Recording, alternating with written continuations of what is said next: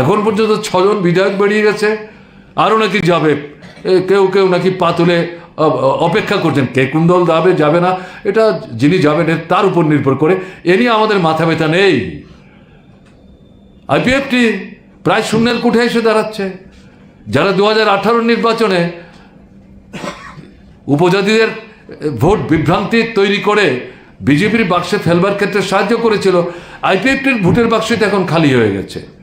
অন্য আরেকটা উপজাতি অংশের মানুষের মধ্যে দল তৈরি হয়েছে, তারা আরেকটা স্লোগান দিয়ে তাদেরকে সংগঠিত করার চেষ্টা করছেন। এবং গত এডিসি নির্বাচনে দেখা গেল বিজেপি যেটা ভেবেছিলেন সরকারে আছেন এটাকে ব্যবহার করে তারা এডিসিও দখল করবেন, কিন্তু পারলেন না। এখন এরকম একটা জায়গায় দাঁড়িয়ে তারা এলাকায় বিজেপির তো ভোট টুট পাওয়ার সম্ভাবনা অনেকটা কমে গেছে। আর অনুপজাতি এলাকায় যাদের উপর ভর করে 51 বা 50-এর বেশি ভোট পেয়েছিলেন, এই জায়গাটা তো টান ধরতে শুরু করেছে। এটাকে ধরে রাখতে পারছেন না। হিসেব নিকেশ করতে গিয়ে এত ভীত সন্ত্রস্ত হচ্ছেন, বিহ্বল হয়ে পড়ছেন, তার 23-এ কি হতে যাচ্ছে এটা তারা আগাম অনুমান করতে পারছেন। তার জন্য বিরোধীদেরকে কোনো মতেই তারা মাথা তুলতে দিতে চাইছেন না। কি ব্যাপার এটা? আজকে রক্তদান শিবির, ভারতের গণতান্ত্রিক যুব ফেডারেশন প্রতিষ্ঠার 43 বার্ষিকী, 43 বছর পূর্ণ হয়েছে। ত্রিপুরার ডিওএফআই নেতৃত্বে আবেদন করেছে সারা রাজ্যে যাতে ভারতের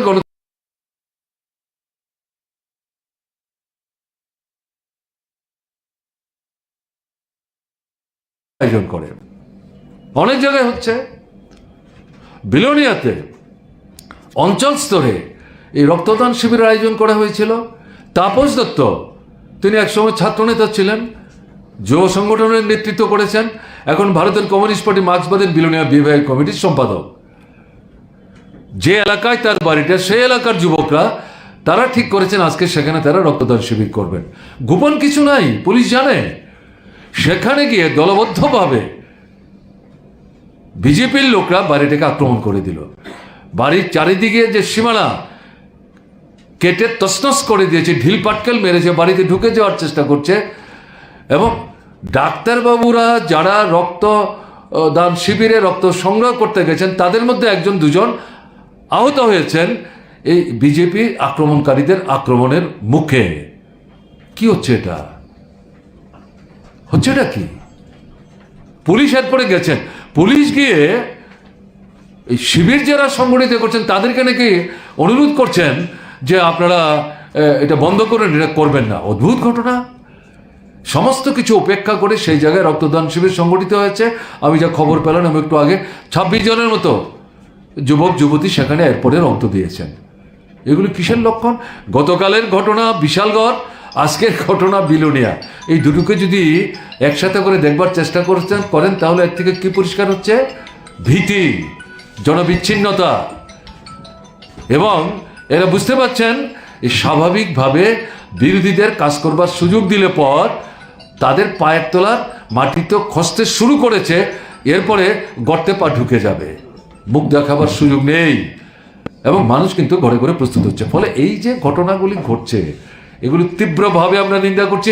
বিশালগড়ের ঘটনা যেমন আমরা নিন্দা করছি, সেখানকার পুলিশের যে দুর্বল অবস্থান, বা বলা যায় শাসক দলের দুর্বৃত্তদের এই আক্রমণ এই পুলিশের সামনে যেভাবে সংগঠিত করতে পারলো, এটার আমরা নিন্দা করছি। কি করে বোমাবাজি করতে পারে, কি করে সেখানে আগ্নেয়াস্ত্র ব্যবহার করতে পারে, এখন পর্যন্ত কেন তাদেরকে গ্রেপ্তার করা সম্ভব হলো না? কি করে বিলোনিয়াতে রক্তদান শিবিরে এভাবে আক্রমণ করতে পারে, তাদের বিরুদ্ধে কেন কোনো পুলিশ কোনো ব্যবস্থা নিচ্ছে না? এভাবে চলতে থাকবে, মানুষ এটাকে মেনে নেবেন? মানুষ কিন্তু এটাকে মেনে নেবেন না।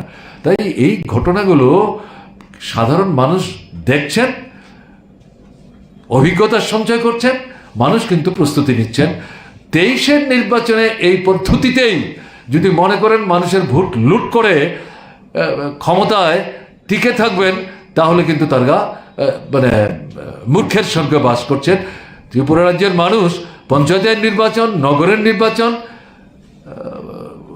লোকসভার নির্বাচন, এমনকি এই 4টা বিধানসভার উপনির্বাচনে তারা দেখবার চেষ্টা করেছেন ভোট দিতে, কিন্তু বাধাপ্রাপ্ত হয়েছেন।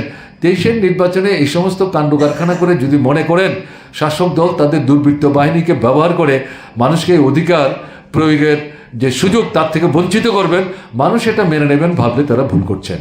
মানুষ কিন্তু প্রস্তুতি নিচ্ছেন। কাজেই এই ঘটনা থেকে শাসক দলের শিক্ষা নেওয়া দরকার। মানুষের গণতান্ত্রিক অধিকারের উপর এইভাবে হস্তক্ষেপ বন্ধ করা দরকার।